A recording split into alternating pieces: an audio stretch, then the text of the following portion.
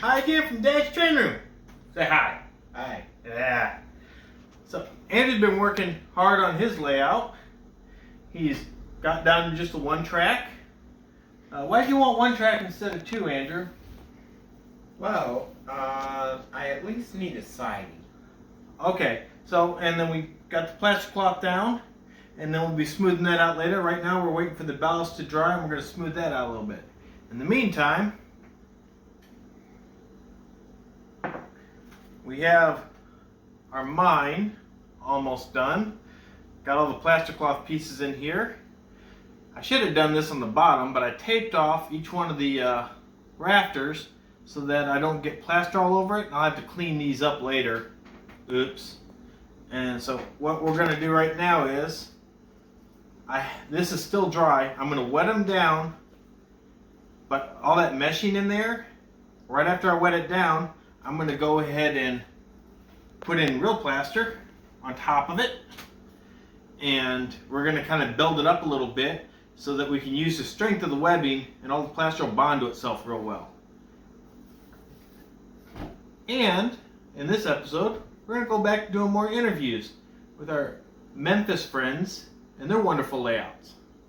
So, join in, it's going to be fun. So I wet down the surface here on these three. I put some plaster down to kind of cover it up real nicely. Now you see this little, where it kind of looks like droplets? Well, that's because I got this kind of thick and I'm doing droplets. And this way, when I smooth them out a little bit, it'll give it kind of a smoothish, bumpy-ish texture instead of just being right out smooth, which we don't want. And I'll give it the contours that we want. Make it look like somebody actually mined it out. Wasn't too worried about it being perfectly flat or anything. And that's how we're getting that. Once it dries, I'll turn it back over and it'll have a nice contour to the ceiling.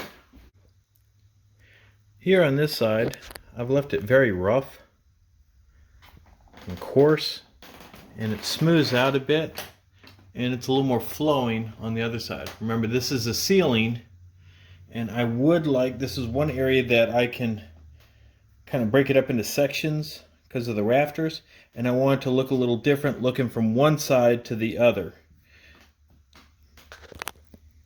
If you noticed, I didn't put any marbles in the ceiling. I had thought about sticking a couple in there and kind of setting it up where they're kind of popping out a little bit so you could see them. But I'd like to do something special with the marbles, and that is, if I can, and I can make it work right, I want to backlight them. It's a lot easier to do on the walls than it is on the ceiling. Hi, I'm here with Mike. Hi, Mike. Hello, sir. And Mike, well, let's just say, where I like doing G-scale, Mike has taken it to a level I've never even dreamed of before. If you see right here, this roundhouse, turntable, that's all scratch built, isn't it, Mike? Yep, scratch built from just pieces parts. I mean, what I could find put together.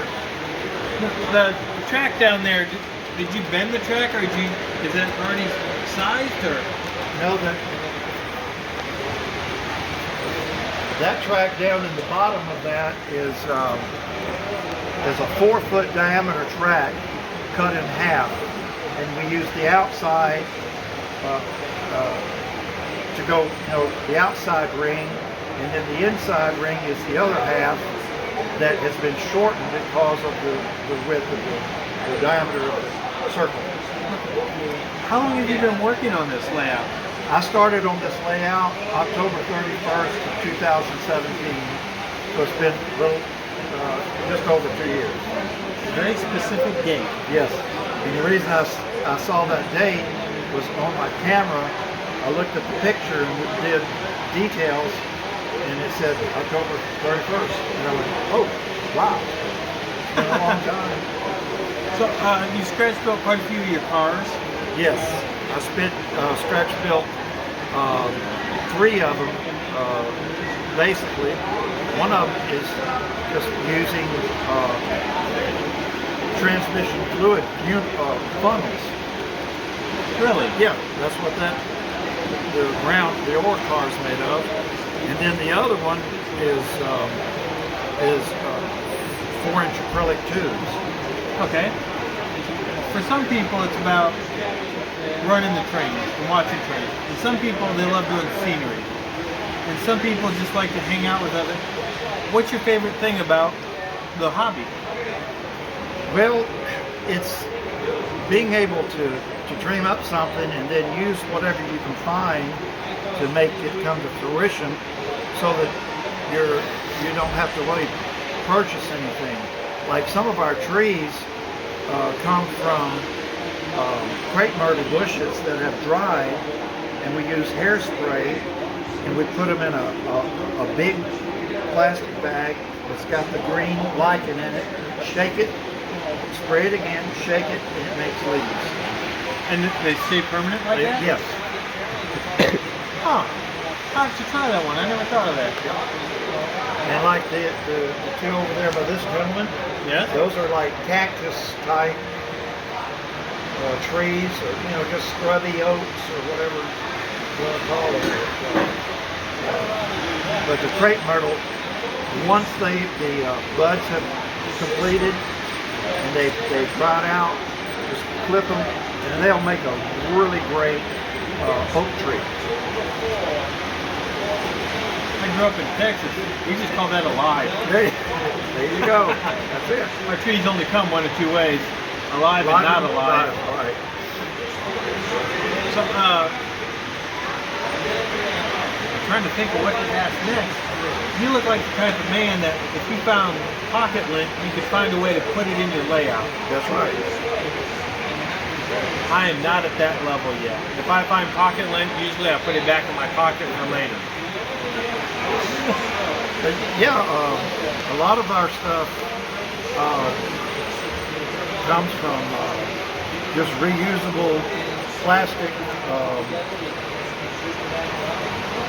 molded plastic pieces that are shipping from a shipping container that you got your shoes with, or something, just anything, and then use your imagination. What can I do to make this fit? Now, do you get completely caught up in scale, or is it, that looks about right? Looks about right. So, in that aspect, it's more of the joy of it than the absolute detail of it. Correct. Because if it fits, kind of, sort of, hey, go with it. You must drive some people absolutely nuts. Yes, I do.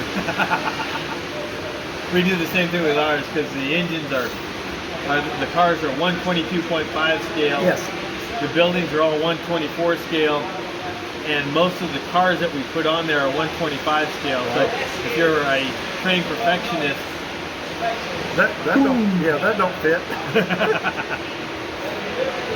well, this is fantastic. Now, can you tell me how many shingles are on the roundhouse?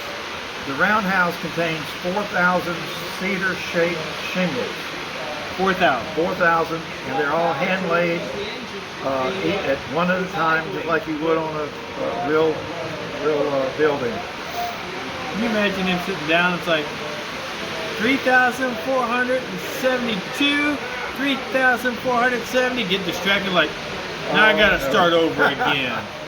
That's kind of true. We did a joke like that once, getting ready for one of the shows. Uh-huh. Counting it all out and then having to start back over again. Yep. It never gets old. Oh no. Well, I thank you so much for taking the time. We're going to shoot this wonderful video of your layout, and I can't tell you how much we appreciate it. Well, I thank you, sir, and I look forward to seeing you on the web. Look forward to seeing you on it. Okay. Now, I was going to get a big boy shirt, but hey, I kind of live it. Mine fills out the engine. I fill out the boiler too pretty good. All right, that's good, Linus. I took actual pictures of Roundhouse Workshop, just printed them on paper, and that's what's back there.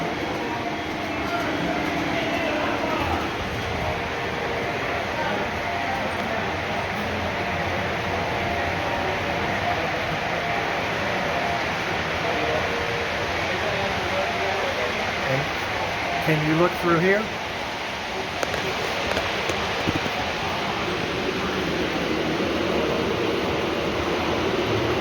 We've got a,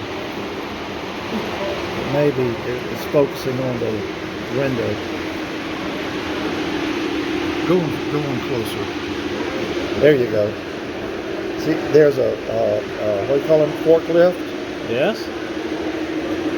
Come on.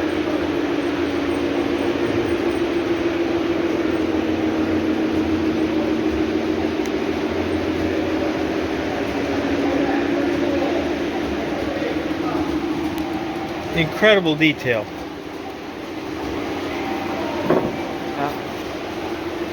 Excellent.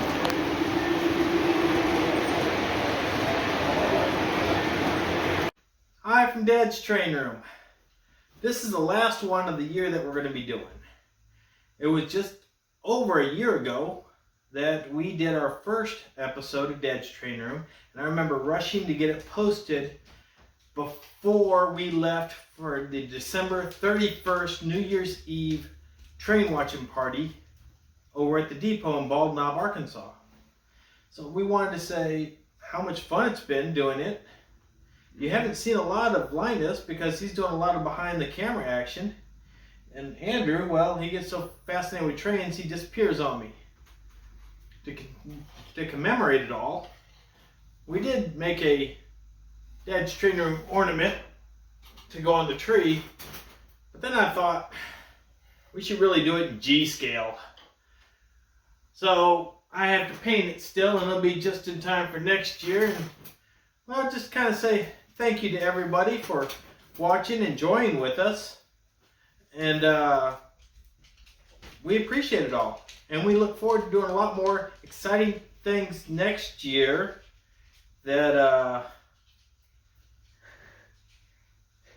what you doing there, kid? Nothing. Okay, as long as it's nothing. We plan on doing some pretty exciting things next year. Kind of maybe even expanding the operation a little bit. We started out at just doing this for the three of us to spend time together. But we've made a lot of friends along the way, and I think that we're going to try to include them more and more into the Dad Train Room universe. So, we'll see you all next year, and have a good New Year's. Wait, boys. Yeah! Happy New Year's.